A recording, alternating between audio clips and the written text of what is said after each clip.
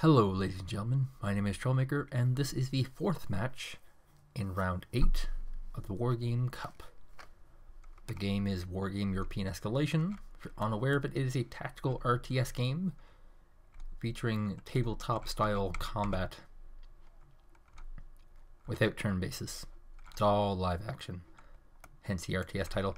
And this matchup will be between the blue player, his name is Delta, and the red player, his name is Ribar, and both players will be playing the NATO faction. And I do have a forewarning on this one. If it seems to end quite abruptly, as it turns out, Ribar actually disconnected during the match.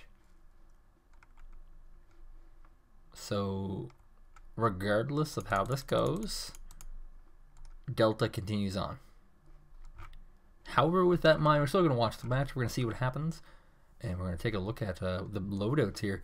We can see Delta going to go with these double AMX-32s for marder VTSIs. This is looking something kind of like a bent Guru Rush, actually, because he's got these 8 M113 106mm RR tank destroyers, which bent Guru does, and he doesn't have as vicious amount of helicopters like he normally does. So it looks like something of a rush from Delta.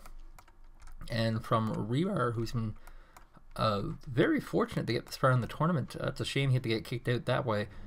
Going for some of these AMX-32s as well. Very popular vehicle as of late because of their very high range. And a lot of infantry and some of these autocannon based weaponry. So looks like both players are going to go for something. Whoa, never mind. Ribar is going to play safe. He's going to keep his command at alpha. Doesn't want to get sniped. All the while, Delta's playing very, very aggressively. He has a small force heading over to Foxtrot, and it's large enough to defend a lot of pushes. So it's okay. And all the while the other blob will be going towards the middle. Of course, he's going to try and secure this India location. Now here's a little bit of oddityness. From Ribar, we have a single helicopter with a recon with guns on it. Very expensive recon gun, so looks like Delta's going to try and poke around with this Cobra. Of course, one Cobra does lose two Cobras, so looks like Ribar is going to pull back. But of course, they do match each other's speeds, so he can't actually ever pull back.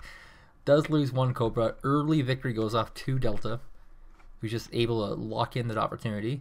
And looks like we're going to see a little clash in the middle. There are 8 infantry from Delta very early going to take the town location. The town, of course, is very, very key on this map.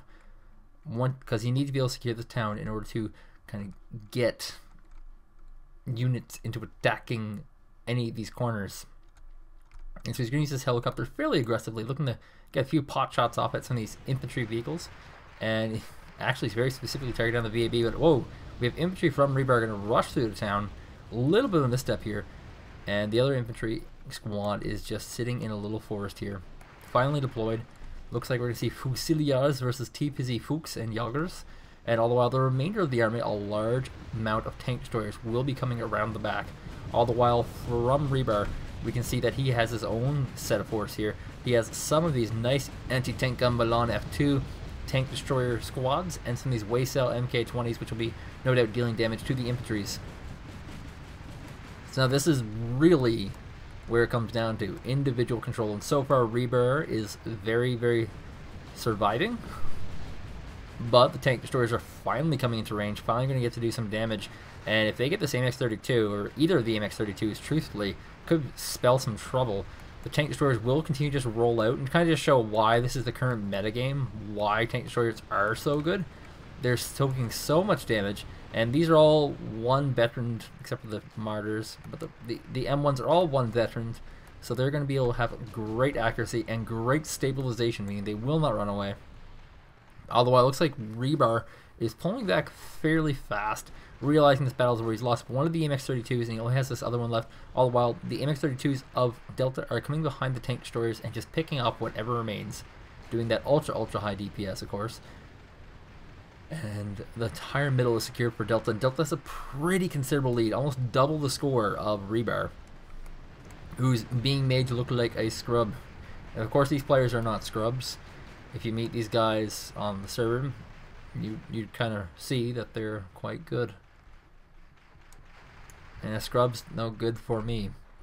Well, we saw him K20 going to pick up a few infantry here. A little bit of a miss micro here by Delta. He could have dropped the infantry on top of the wee cell and killed it and then moved on, but he's going to continue pushing forward. Does get both of them, however, and trying to be a little bit sneaky of this, but it's obviously been caught. Now the important thing here is how will Ribar respond to this? He knows there are 4 infantry rushing forward, but what will he do? He's bringing out 3 infantry. That shouldn't be enough. And right now there's really nothing to defend this command armor against an infantry attack. There is an AF-32, and whoa, there we go. That is the disconnect. And as we can see, the score kind of reflective of things. Obviously, all the vehicles on the map were destroyed as soon as the surrender came, so it's going to look more lopsided than it was. But yeah, it was still a 300-point lead for Delta. Ribar humbly stepped out of the tournament. He didn't demand a rematch or cry or anything. Very noble. And yeah, Delta is going to be in the prize categories. So you know, Ribar is going to be in airland battle, so he'll be in there for the next Wargame Cup. Well, thank you guys for watching, and see you guys when round 9 begins, the quarterfinals or the semifinals. I think it's the semifinals. Yeah.